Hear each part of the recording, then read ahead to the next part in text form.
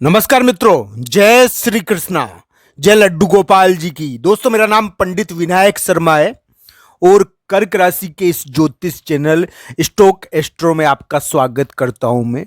दोस्तों, कर्क राशि के लिए ये 12 और 13 नवंबर कैसे रहने वाले हैं, इसी के बारे में आज हम चर्चा करेंगे। 12 और 13 नवंबर कर्क राशि के गोचर की स्थिति, ग्रहों की स्थिति किस प्रकार की है, राशि के आधार पर एक बात मैं आपको बता देता हूं। 12-13 नवंबर को कुछ विचित्र प्रकार की घटनाएं कर्क राशि को प्रभावित करेगी, जिसके बारे में उनको जानना बहुत जरूरी है। तो दोस्तों, कर्क राशि के लिए 12-13 नवंबर को हो सकता है कि यात्रा में हो, बाहर जाना हो। दोस्तों, इस समय उनको दूसरी जगह का अनुभव मिलेगा, अपनी जगह से दूसरी जगह जाना होता है इस समय। तो इस प्रकार की चीजें देखने को मिल सकती है। 12-13 नवंबर थोड़ा सा यात्रा और अन्यत्र जाने का दिन हो सकता है, अन्यत्र रहने का दिन हो सकता है। आपका परिवेश बदल सकता है, कर्क राशि का वातावरण बदल सकता है। इस प्रकार की घटनाएं उनको प्रभावित करेगी। मित्रों, एक विशेष बात का आपको ध्यान रखना है। 12-13 नवंबर को एक विशेष प्रकार की बात आपके साथ हो सकती है। दोस्तों, इस बात का आपको बहुत ज्यादा सावधानी रखनी है। दोस्तों, 12-13 नवंबर को कर्क राशि वाले जातक के जो बॉस है या वो प्रमुख व्यक्ति जिसके अधीन आपके काम अटके हुए हैं, बहुत सारे लोग ऐसे ऐसे होते हैं जिसके अधीन हमारे काम होते हैं। दोस्तों, वो हमारे लिए महत्वपूर्ण होता है। तो इस प्रकार का वो व्यक्ति आपके लिए अपनी राय बनाएगा। 12-13 नवंबर को वो आपके बारे में राय बनाएगा, आप उसको नाराज मत कर देना। 12-13 नवंबर को आपकी एक्टिविटी को देखेगा वो। दोस्तों, वो प्रमुख व्यक्ति जिसके अधीन आपके काम है, यानी कि इस प्रकार की गतिविधि इस समय होती है। दोस्तों, ये बहुत महत्वपूर्ण चीज है आपके लिए। 12-13 नवंबर को कुछ इस प्रकार का कार्य मत करना जिसके कारण वो नाराज हो जाए। दोस्तों, बड़े लोगों का काम तो इस समय करना पड़ता है और घर के बड़े लोगों का भी काम कभी कभी इस समय आपको करना पड़ सकता है। उनके काम में बिजी हो सकते हो आप। तो दोस्तों, 12-13 नवंबर इसी प्रकार का दिन है।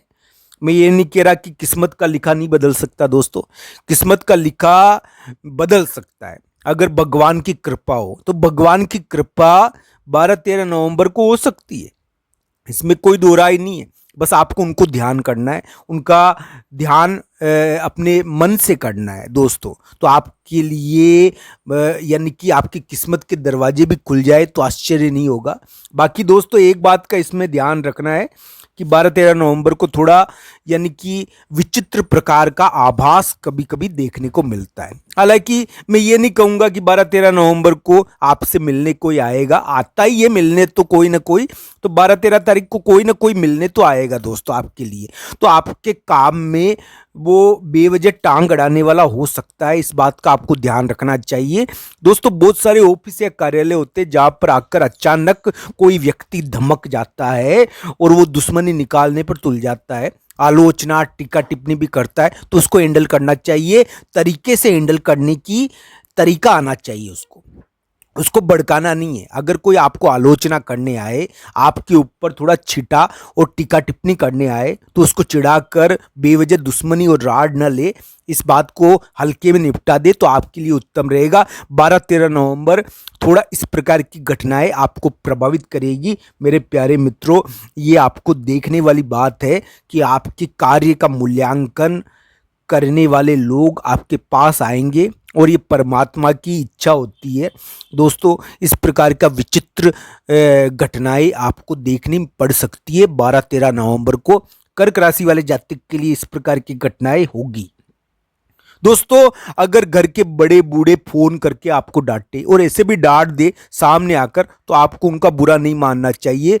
उनका बुरा मानने से बात बिगड़ सकती है और बहुत बार घटनाएं अलग ढंग का मोड़ ले सकती है। तो ये ध्यान रखना चाहिए, बड़े लोगों को नाराज करने से पूर्व आपको सोचना चाहिए। 12-13 नवंबर थोड़ा सा यानी कि विचित्र आभास के दिन भी है। इस समय आपको आभास भी हो सकता है, कोई सपना भी आ सकता है। मैं ये नहीं कह रहा हूं दोस्तों इस प्रकार का आभास आपको कितने परसेंट तक आएगा, कितने प्रतिशत तक आएगा, ये तो आपकी कुंडली के ऊपर निर्भर करता है। पर 12-13 नवंबर खास दिन है और इस समय आपका रास्ता कोई ना कोई रोक सकता है। आपके घर पर, आपके ऑफिस में बिना बुलाए मेहमान कोई आ सकता है। बिना बुलाया मेहमान कोई आएगा और आपको यानी कि अपना परिचय खुद देगा और आपके कार्य में टांग अड़ाने का प्रयास करेगा, तो थोड़ा गुस्सा तो आपको आ सकता है। इस प्रकार की चीजें कर्क राशि के लिए 12-13 नवंबर को घटेगी। दोस्तों, जहां तक कर्क राशि के लिए धन और उन्नति का सवाल है, धन और भाग्य का सवाल है, मेरी बात ध्यान से सुनना। कर्क राशि के लिए अभी जो वर्तमान समय है वो इस प्रकार का है कि वो बहुत बड़ा चुनौतीपूर्ण कार्य अभी कर रहे हैं। वो अपने करियर का जो मक्कड़ जाल है ना, उसको सुलझा रहे हैं। तो इस प्रकार की चीज उनको देखनी चाहिए। एक विवाद, एक झगड़ा और या कोई बड़ा दिक्कत वो निपटा रहे हैं। तो इस प्रकार की चीजें अभी कर्क राशि के चल रही है। मित्रों, 2-3 चीजों को मैं आपके सामने प्रस्तुत करना चाहता हूं। आपके अगर बॉस आपके कार्य स्थान पर आपको परेशान कर रहा है, या कोई बड़ा व्यक्ति आपको कार्य स्थान पर थोड़ा सा परेशान कर रहा है, आपको बड़े लोगों के कारण ऑफिस में या विभिन्न प्रकार के घर में थोड़ी सी असहजता हो रही है, तो मेरी ये बात ध्यान से सुन लेना दोस्तों। आपके लिए मेरी ये बात बड़ी काम की हो सकती है। ये उपाय आपके लिए बड़ा यानी कि हल निकलवा सकता है। तो ये बात आपको ध्यान से सुननी चाहिए। दोस्तों, 12-13 नवंबर को आपको भगवान बजरंगबली के मंदिर में जाकर सेवा और पूजा करनी चाहिए। मैं ये चीजें बार बार ये उपाय क्यों बता रहा हूं, इसके पीछे एक कारण है दोस्तों। अभी ग्रह की स्थिति इसी प्रकार की है कि ये उपाय बड़ा काम का, बड़ा ही यानी कि हितप्रद हो सकता है।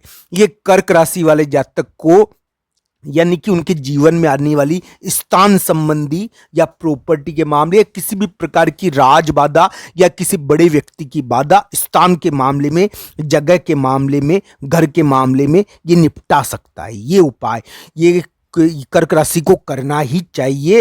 ये निवेदन है मेरा। भगवान बजरंगबली के मंदिर में जाकर सेवा और पूजा करनी चाहिए। आप वहाँ मंदिर को सजा सकते हो, साफ सफाई कर सकते हो, भगवान की सेवा कर सकते हो। आपके लिए उपाय बड़ा ही यानी सिद्धिदायक हो सकता है दोस्तों। आपके कार्य को यानी कि सफल बनाने वाला ये उपाय हो सकता है। आप